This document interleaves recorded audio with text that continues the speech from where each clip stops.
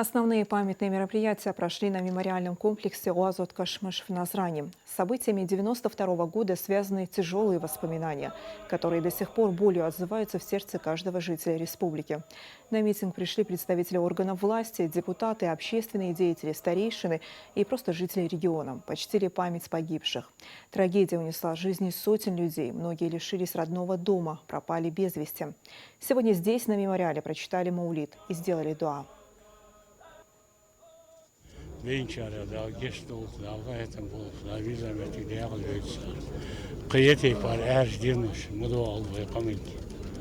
Вы раху, равюдышан, дахадес, вы молодежь, воспитывать детей, духе того, что надо обязательно жить, развиваться.